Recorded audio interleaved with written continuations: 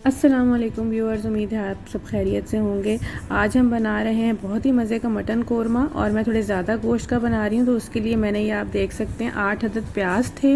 इनको बड़े साइज़ के प्याज थे, इनको मैंने बारीक स्लाइस कर लिया और अब मैं हाथों की मदद से इनके ये जो परतें हैं ना ये खोल रही हूँ, क्योंकि हमें इन्हें करना है लाइट गोल्डन और क्रिस्पी करने के लिए ज़रूरी है कि आप प्याज काटने के बाद इस तरह उनकी परतें अलग कर लें। और ये भी अब मैंने गोल्डन करके निकाल लिए हैं, टिश्यू पेपर पे फैला लिए हैं। अक्सर मसला ये होता है कि दानेदार कोरमा बनाने के लिए आप चाहते हैं, लेकिन आप उसको जब वो ब्लेंडर में मिक्सी में आप उसको ग्राइंड करते हैं ना तो उसका पेस्ट सा बन जाता है, तो उससे फिर कोरमा दानेदार नहीं होता। तो मुझे ऐसे लगता है कि ये बेहतर होता है कि जो चॉपर होता है सादा उसमें डाल दें। मेरा जो चॉपर है वो थोड़ा सा वैसे भी मोटा मोटा ही चॉप करता है ज़्यादातर, तो उसमें इस तरह के चॉपर में आप कर लें, आपको थोड़ा सा बेहतर रिज़ल्ट मिलेगा और आपको बिल्कुल प्याज की पेस्ट नहीं मिलेगी। इस तरह से आपको, अगर आपसे हाथ की मदद से नहीं हो रहा छोटा छोटा प्याज, तो इस तरह से आप करके रख सकते हैं। तो ये हमने प्याज को चॉप कर लिया है, चाहे तो हाथ की मदद से आप इसे कर सकते हैं। अच्छा जी, अब ये जो है ये गोश्त है तकरीबन 2 किलो से 2.25 किलो के करीब। मुझे थोड़ा ज़्यादा बनाना था, मेरे घर में दावत थी। ये रान का गोश्त है, मैंने ये रान का गोश्त लिया है। अच्छा, अब ये तकरीबन जो है वो 1.5 कप के करीब ऑयल था, जिसके अंदर मैंने छोटी इलायची जो है, हरी इलायची, ये डाल दी है 4 अदद, और आप 4 से 5 भी ले सकते हैं। इसके अलावा 5-6 काली मिर्चें और 3-4 लौंग, 1 अदद जो है बे लीफ यानी कि तेज़पात, और 1 से 2 बड़ी इलायची।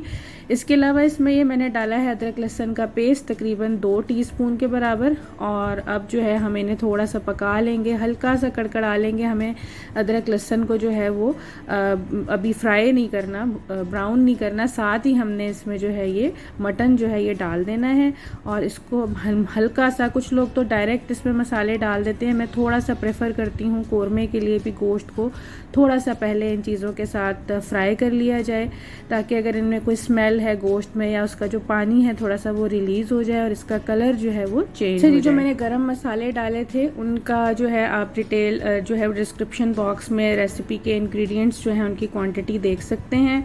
अच्छा, अब ये जो है हमने जो है ये इसको थोड़ा सा हल्का सा हमने फ्राई करना है 3 से 4 मिनट। ये देखें ये फ्राई हो गया।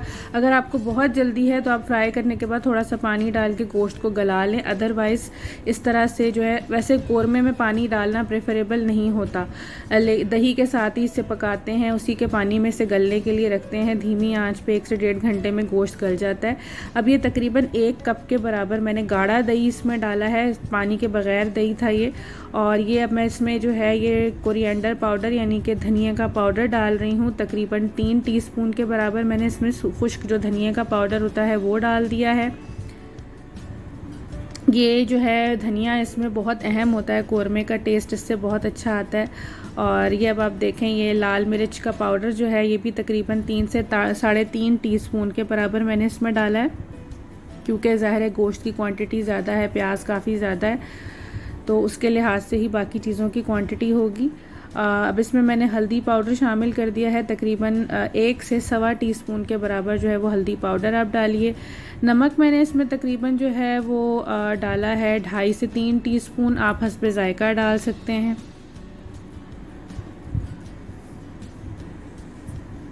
ये तमाम चीज़ें जो है वो इसमें अब चली गई। अब इसके साथ हम इसे पकाएंगे। इस स्टेज पर अब आप इसको ढक के, अगर आप कुकर में नहीं गलाना चाहते तो आप इस स्टेज पर इसको ढक के जो है वो इस तरह से पका लें, अदरवाइज़ आप इसे कुकर में जो है वो गला सकते हैं बहुत अच्छा सा।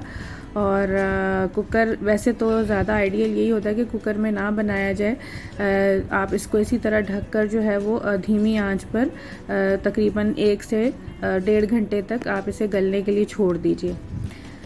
अच्छा, अब ये कुछ मसाले हैं, इसमें तकरीबन 5 से 6 पत्तियां जावित्री की, 1/4 के बराबर जो है जायफल का टुकड़ा, 10 से 12 छोटी इलायची और 5 से 6 अदद लौंग हैं।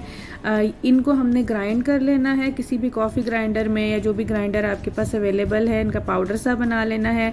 और ये तकरीबन 1/4 कप के बराबर दही है। इसमें हमने ये जो ग्राइंडेड चीज़ें थी ये हमने इसके अंदर डाल देनी है, इन मसालों को इसमें शामिल कर देना है और इसको आपने एक साइड पे जो है वो अब रख देना है मिक्स करने के बाद अच्छी तरह।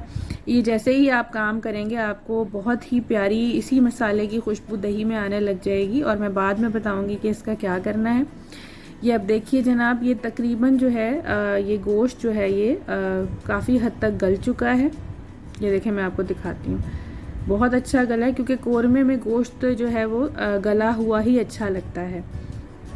तो अब ये देखें, इसमें थोड़ा सा ही पानी रह गया था गलने के बाद, भून तो हम गोश्त को पहले ही चुके थे। अब जो हमने प्याज फ्राई करके और ग्राइंड करके या हाथ की मदद से मसल के रखी हुई थी उसको हम इस गोश्त में और इन मसालों में शामिल करके पकने के लिए रख देंगे। इस तरह से हम इसे मिक्स करेंगे और आप देखेंगे कि इससे आपको वही दानेदार कोरमे वाला रिज़ल्ट जो है वो मिलेगा।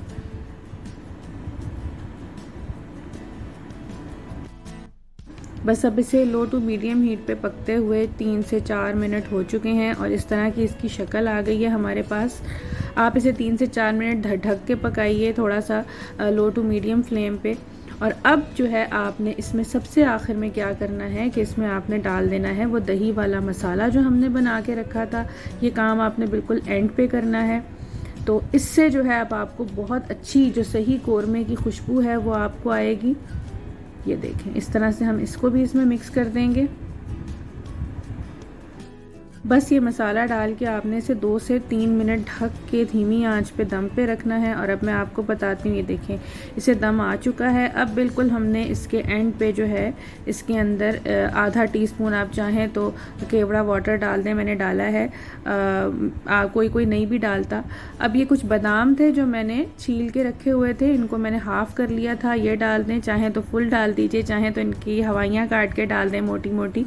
बस ये हम डाल देंगे और हमारा बहुत ही मज़े का बादामी कोरमा तैयार है। कुछ लोग जो है वो इसके अंदर बादामों का पेस्ट बना के भी डालते हैं या काजू का पेस्ट भी डालते हैं, तो वो ऑप्शनल है, आप चाहें तो डालें, चाहें तो आप ना डालें। बस कोरमा बिल्कुल रेडी हो गया है, बहुत ही शानदार बना है। और अब जो है मैं इसके अंदर, अगर आपने थोड़ा सा इसको ग्रेवी इसके अंदर रखनी है तो आप पानी शामिल कर दीजिए। ये पानी डाल के अब मैं इसको तकरीबन जितना देर में इसको बॉयल आएगा इसके साथ इसको 2 से 3 मिनट मज़ीद दम पे रखूँगी और फिर ये रेडी टू सर्व होगा। ये मैंने इसे अब बिल्कुल एंड का दम दे दिया है।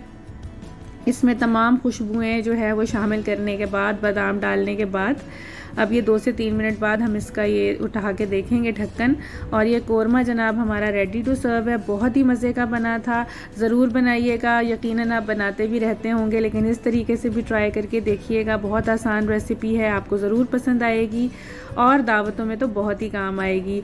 तो बस इसी के साथ हमें इजाज़त दीजिए। रेसिपीज़ ट्राई करते रहिए, फ़ीडबैक देते रहिए, अपना बहुत ख्याल रखिए। अल्लाह हाफ़िज़।